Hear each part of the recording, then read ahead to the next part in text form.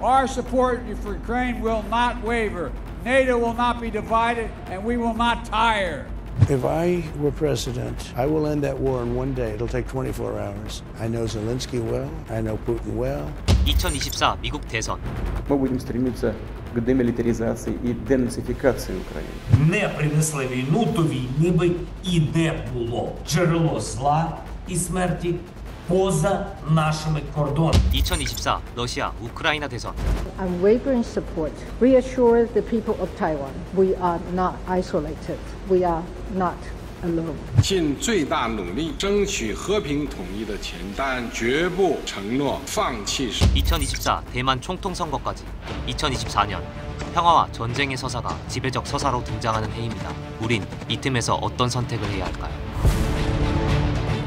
2024년 재선에 도전하는 조 바이든 미국 대통령. 첫 유세지로 펜실베니아 노조 행사를 찾아 미국에서 일자리를 만들고 물건을 수출할 것이라며 메이드 인 아메리카, 미국 제조 정책을 강조했습니다. We're the United States of America. There's nothing beyond our capacity. Nothing beyond our capacity.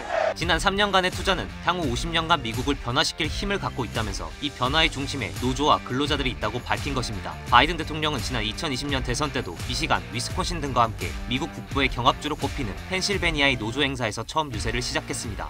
바이든 대통령, 우크라이나 정책과 관련해서는 전폭적인 지원과 나토 동맹의 굳건함을 강조했습니다. 현지 시간 6월 13일 나토 사무총장과의 회담에서 그는 우리는 나토의 동쪽 측면을 강화했고 단 1인치의 나토 영역까지 지켜내겠다는 점을 명확히 해왔다. 재차 말하건대 나토 조약 5조에 대한 미국의 약속은 바위처럼 굳건하다고 말했습니다. 나토 조약 5조는 회원국 일방에 대한 무력 공격을 전체 회원국에 대한 공격으로 간주해 필요시 무력 사용을 포함한 원조를 제공한다고 규정하고 있습니다. 바이든은 또 나토 회원국들이 방위의 국내 총생산의 2%를 충분히 지출하도록 노력하는 것에서부터 그 모멘텀을 구축하겠다고 언급했습니다. 반면 내년 미국 대선에 출마한 공화당 유력 후보 도널드 트럼프 전 대통령은 5월 11일 CNN 타운홀 미팅에서 우크라이나 전쟁에 관해 어느 나라가 승리하기를 희망한다는 답변은 하지 않은 채 모든 사람이 그만 죽기를 바란다고만 말해 우크라이나에 대한 강력한 지원을 종료할 가능성을 시사했습니다. 트럼프는 우크라이나 지원이 미국에는 필수적이지 않다는 이유로 우크라이나전 지원에 회의적인 입장을 보여왔습니다.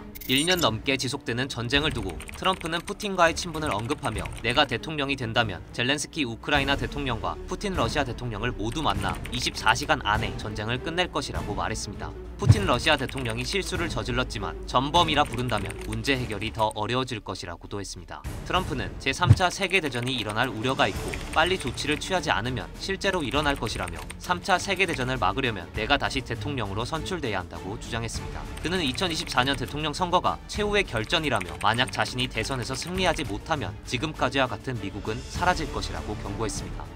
2024년 러시아 또한 대선을 치릅니다. 이번 선거는 2020년 러시아 헌법 개정 후 처음으로 치러질 예정인데 푸틴이 재집권할 가능성이 큽니다. 푸틴은 지난 2000년 3대 대통령직을 맡으면서 집권을 시작했습니다. 이후 2008년까지 연임한 뒤 3연임 금지 조항에 따라 4년간 총리직을 수행했다가 2012년부터 다시 대통령직에 올랐습니다. 이번엔 임기가 6년으로 늘고 2018년 재선돼 현재 4번째 임기를 지내고 있습니다. 하지만 개정된 헌법은 기존 대통령의 임기를 백지화하는 내용의 특별 조항을 신설했습니다. 이에 따라 푸틴 대통령은 2024년 현 임기를 마친 뒤 대선에 출마하면 6년 임기의 대통령을 2차례 더 할 수 있습니다. 이렇게 되면 푸틴은 2036년까지 무려 32년간 대통령 자리에 앉을 수 있게 됩니다. 독재자로 악명 높았던 스탈린의 30년보다도 더 오래 권좌를 유지하는 것입니다. 지금 푸틴에 대한 러시아인의 신뢰도는 매우 높습니다. 러시아 여론조사 기관이 2023년 3월 27일부터 4월 2일까지 18세 이상 러시아인 1,600명을 대상으로 푸틴 대통령을 신뢰하는지 물었는데 신뢰도가 무려 80.4%에 육박했습니다.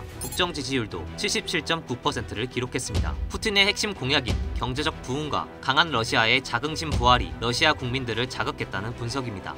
푸틴의 정적으로 꼽히는 나발니는 사기 등의 혐의로 징역 9년형을 선고받고 2년 넘게 복역 중이며 추가된 혐의로 인해 곧 열릴 재판에서 최고 30년의 징역형을 선고받을 수도 있는 상태여서 푸틴은 실질적으로 단독 후보인 셈입니다.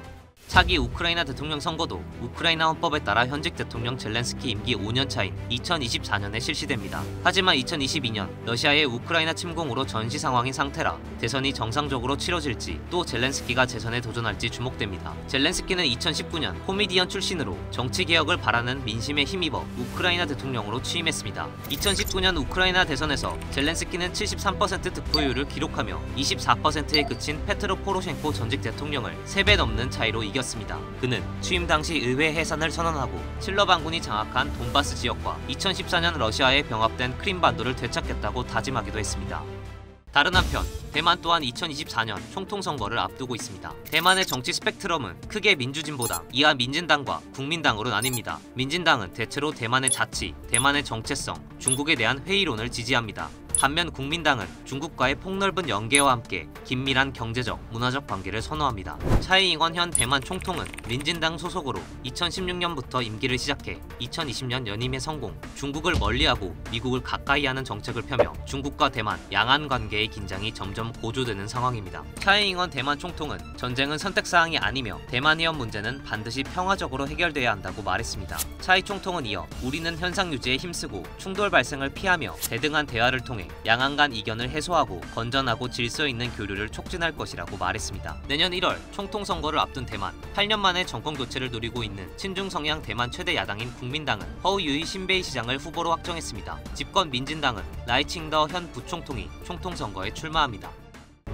다가오는 2024년, 전문가들은 각국의 역대급 대선이 러시아 우크라이나 전쟁의 물꼬를 바꿀 변곡점이자 동아시아의 화약고로 꼽히는 대만 해협, 양안 관계의 미중 대리전이라 평가하고 있습니다. 미국, 러시아, 중국, 강대국들 사이에서 외교, 안보, 경제적인 결단을 내려야 하는 대한민국.